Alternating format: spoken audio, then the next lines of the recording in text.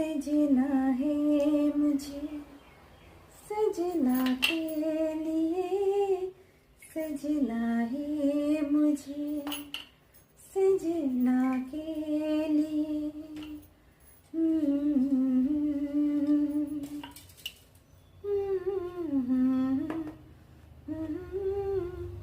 তো বন্ধুরা আমাদের ঈদ পরব সব শেষ হয়ে গেল। হ্যাঁ, ঘোরাঘুরি একটু বাকি আছে অবশ্য। আবার রোজকার রান্নাঘর, রোজকার ঘুম থেকে ওঠা, রোজকার রুটিন সকাল থেকে শুরু করে দিয়েছি।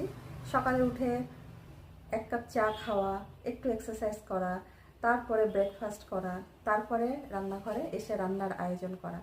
তো আমরা মানে সারাটা বছর যে রুটিনে চলি সেই রুটিনটা আমাদের 1 মাসের জন্য বন্ধ হয়ে গিয়েছিল রমজানের জন্য।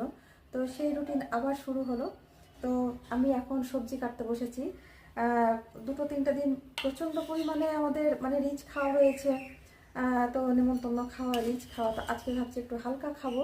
তো আজকে আমি করব ভেন্ডি, আলু দিয়ে ভেন্ডি একটা ভাজা করব, রসুন ফোড়ন দিয়ে মুসুরির ডাল করব, আর ভাবছি ফুলকপি আলু দিয়ে একটা সবজি করব। আর কালকে চিকেন করেছিলাম অনেকটা, তো চিকেন বেশ কিছুটা বেঁচে গেছে, সেটাকে গরম করে নেব। আজকে আর রিচ খেতে একদম ইচ্ছা করছে না, আজকে একটু হালকা হালকা খাবো।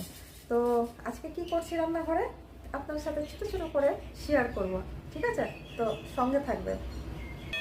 তো আমি রান্না বসিয়ে দিয়েছি, আলু পেঁয়াজ ভাজা হয়ে গেল, কেটে রাখা ভেন্ডিটা এবার দিয়ে দিচ্ছি।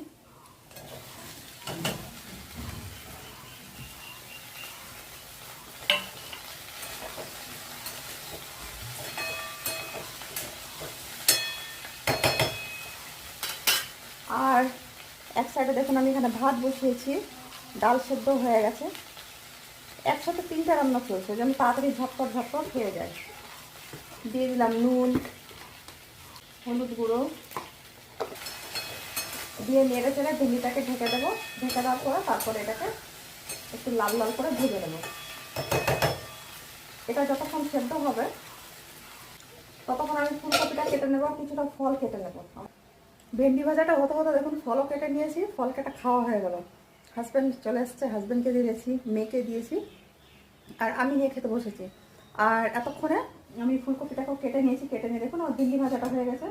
আমি কপিটাকেও বসিয়ে দিয়েছি, এটাকে রান্না করে নেব। তো আপনার সাথে কথা বলতে বলতে আমার রান্নাগুলো হয়ে গেল।